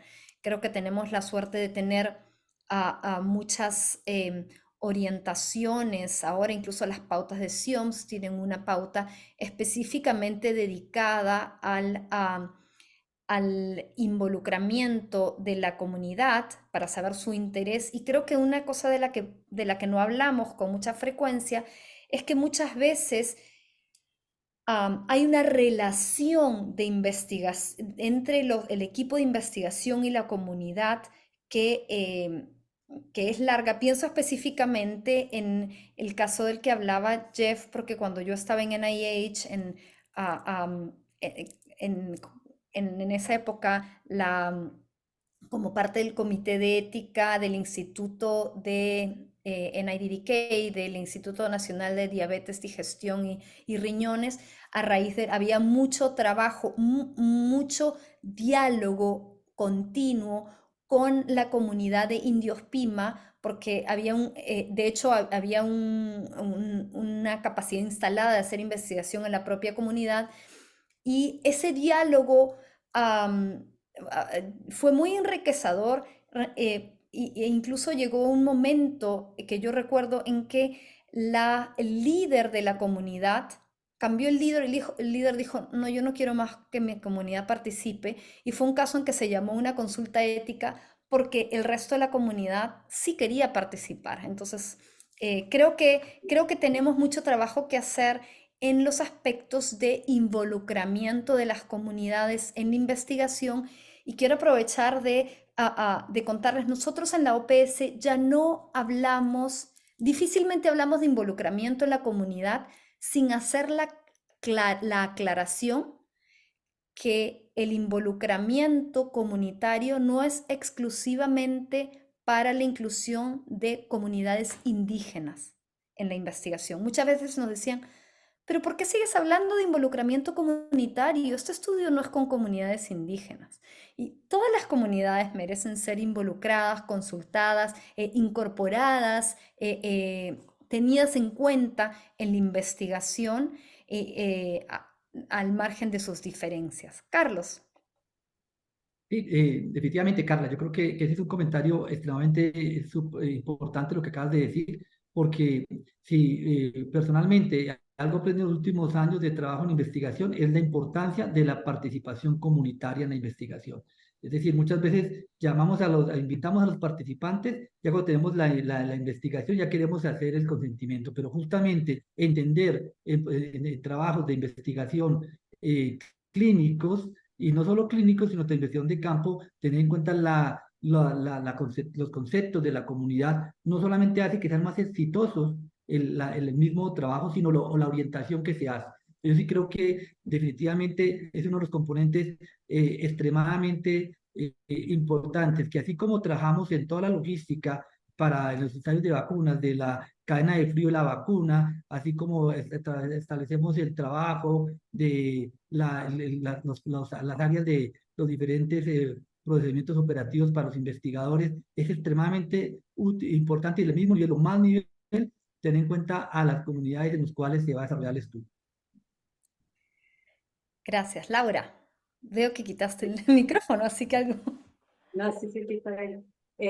No, un poco comentando sobre lo que se hablaba de el control o el involucramiento de comunidades indígenas, que hay mucho por recorrer.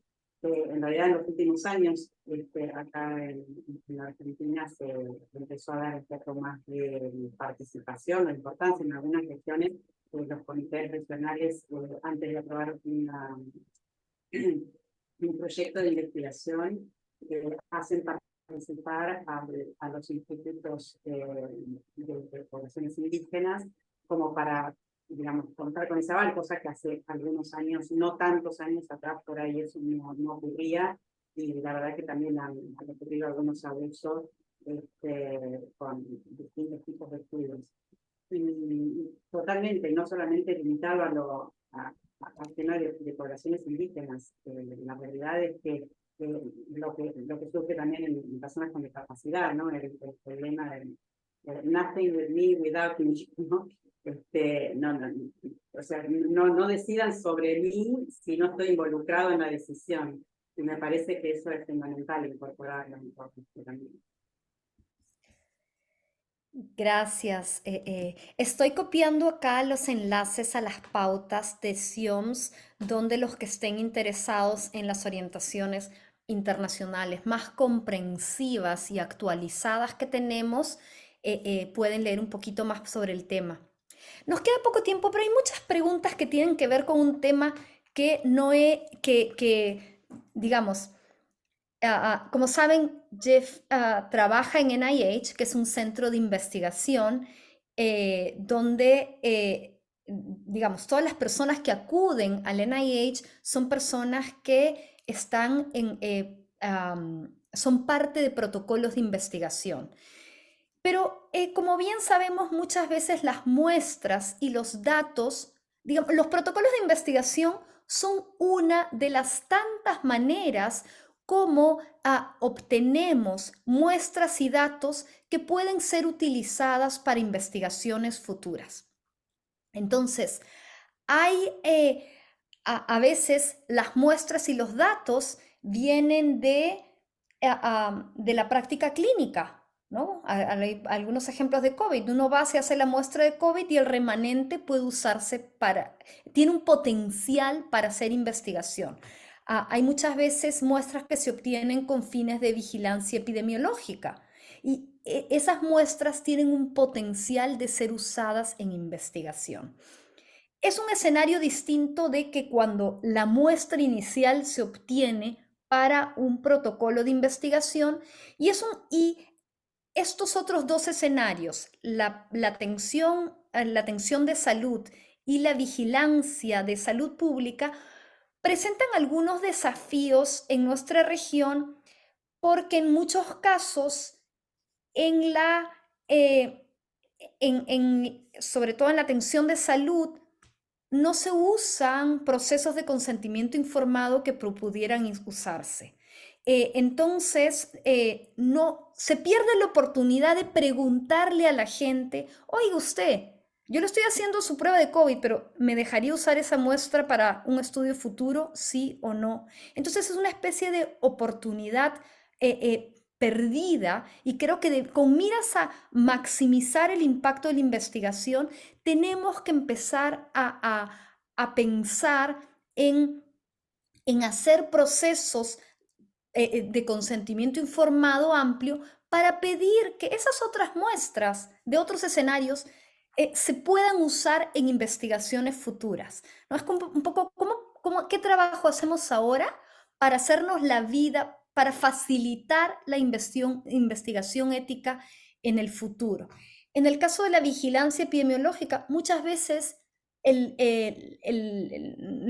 las muestras y los datos no se obtienen con consentimiento informado, y esto no es una falta ética, ¿ok? Esto es, los invito para este fin, si quieren revisar las pautas de vigilancia ética de la salud pública, les comparto acá, están disponibles en español, pero también en inglés, también en francés y también en portugués. No siempre digamos, el escenario de base en salud pública no necesariamente es el consentimiento informado para tomar una muestra. Uno puede necesitar tener una muestra o necesitar tener un dato sí o sí, por la obligación de proteger la salud de la población. Pero al margen de que yo lo necesite para el objetivo A, que es la vigilancia, yo te pudiera decir, oye, mira, para este objetivo de vigilancia, te tengo que tomar esta muestra. No te estoy preguntando, la tengo que tomar, ¿ok? Pero sí te puedo preguntar además, ¿me permitirías usarla para investigación en el futuro, bajo estas condiciones, qué sé yo? Y esto es algo que creo que tenemos que empezar a hacer en nuestra región. Tenemos que empezar a pensar en todas las actividades que desde distintas otras áreas podemos realizar para alentar la investigación. Y verán también que la pauta, en las pautas de vigilancia, de ética en la vigilancia de salud pública, hay una específicamente sobre si se debe o se puede compartir muestras o datos de vigilancia con fines de investigación. Y verán que la respuesta es sí, se puede, si se hace bien. Y una de las maneras de, como volviendo a lo que decía Jeffrey, hay que ser ético, eficiente y responsable. Para cuidar de la eficiencia, una cosa por hacer es tomar un consentimiento para eso desde el inicio, ¿no? Creo que a veces hay que recordar que el consentimiento no es propiedad privada de la investigación, es una manera de proceder que busca tratar a las personas de manera respetuosa, asegurando su participación voluntaria. No todo es voluntario en esta vida, por supuesto, ¿no? Hay cosas que no son voluntarias, pero en las que corresponda que sea voluntaria, como es la participación en la investigación o cualquier otra actividad voluntaria, pues corresponde hacerlo con el respeto que corresponde, preguntándole a la gente y dejando que decida. Entonces creo que, a ver, viendo que nos quedan ya poquitos minutos, creo que ha sido una sesión extremadamente rica, que nos deja con muchas tareas pendientes, con muchos puntos por reflexionar. Y no es la última, tenemos una sesión más de este taller la semana que viene, y yo quiero darles paso a nuestros panelistas y a Jeffrey, por si tienen algún comentario final que nos quisieran compartir antes de cerrar la sesión. Entonces empiezo por Carlos, luego Laura y luego Jeff. Y luego cerramos. Adelante, Carlos. Bueno, primero, gracias por este espacio, por permitir estar en este espacio, aprender de ese interesante área de lo que hablamos hoy. Y una reflexión importante es intentar que la mayoría de los países de la región vayamos al mismo ritmo para que justamente estas estrategias de trabajos multicéntricos, multipaís, puedan llevar un dinamismo mucho más rápido, porque lo que vemos normalmente cuando un país va atrasado, no va a la misma normativa que la región o el mundo, probablemente se termina siendo un obstáculo para poder desarrollar investigación que necesita nuestra región. Gracias. Laura, adelante. Bueno, también agradecer, la verdad que ha sido sumamente enriquecedor el taller de hoy. Y creo que a lo que vos mencionabas, de bueno, lo que sea jefe de ético, eficiente, responsable, el tema de la transparencia y también retomando lo que comentaba Carlos recién, este tipo de reuniones creo que son muy útiles para tratar de armonizar y habiendo participantes de tantos países de la región, es muy importante que podamos empezar a armonizar en estos conceptos y hablar todos el mismo lenguaje, el mismo idioma para facilitar también la cooperación interregional. Gracias. Gracias. Jeffrey, ¿alguna reflexión final? Thank you. Yes, a few things. Sí, sí, unas cosas. Primero, muchísimas gracias por esta oportunidad. Ha sido sumamente interesante. Quiero referirme a la discusión sobre las comunidades. Es importante recordarse que lo que sienten las comunidades es que los investigadores vienen, quitan cosas, sacan cosas y no devuelven nada. Así que por eso es importante ver cómo se puede involucrar a la gente de la comunidad para que ellos trabajen y te apoyen. Estaba viendo algunas de las preguntas gracias a Google Translate y son tan amplias. Algunas son súper técnicas, pequeñas y unas muy, muy amplias. Y creo que hemos tratado de funcionar a diferentes niveles hoy. Es lo que hace este trabajo tan interesante. Y yo sé que ustedes como grupo colectivo tienen enormes desafíos dada la diversidad entre sus países y las comunidades. Hasta cierto punto la NIH es un poco particular. Si han estado aquí, verán que es un campus enorme, enorme. Es como una enorme universidad que enfoca en una sola cosa. Por muchos años yo solamente tenía que ir a una sola sala y es el único lugar que encontraba en todo el campus. Así que les agradezco mucho. Algunas de las preguntas que me han hecho sobre MTAs o transferencias de tecnología, la página de transferencia de tecnología web tiene todo tipo de ejemplos, planillas muy sencillas a mucho más complicadas. Así que les pido que se refieren a esta página que fue compartida la semana pasada. De nuevo, muchísimas gracias. Y a todas las personas que están atrás de las bambalinas haciendo esta sesión posible. Gracias a nuestros colegas Silvina Costa, Marci Nil, Nam Fung y a las intérpretes Cecilia y Det. Gracias por permitir que dialoguemos a pesar de los distintos idiomas. Y vamos a seguir desde el Programa Regional de Bioética de la OPS haciendo el trabajo necesario para seguir avanzando, seguir promoviendo la investigación ética, que es aquella que mejora la salud y el bienestar de la gente, y cuanto más sumemos esfuerzos y más coordinemos y colaboremos haciendo investigación todos juntos, creo que nos va a ir mejor y más gente va a ser beneficiada de los resultados de las investigaciones. Entonces, gracias a todos, vamos a seguir haciendo el trabajo. Los vemos, esperamos la próxima semana. Y los que no se hayan suscrito a nuestra lista Investigación Ética, los invitamos a hacerlo. Pueden ir a la página web del Programa Regional de Bioética, porque tenemos algunas otras sesiones, además de este taller, planeadas para los que queda del año. Por ejemplo, un taller sobre la diferencia entre la supervisión ética, que hacen los comités de ética, y la supervisión regulatoria, que hace la Agencia Regulatoria Nacional. para los ensayos clínicos. Entonces, mil gracias nuevamente y que tengan una excelente tarde. Gracias, Jeffrey, gracias, Laura, gracias, Carlos. Ha sido genial tenerlos el día de hoy. Que estén bien todos.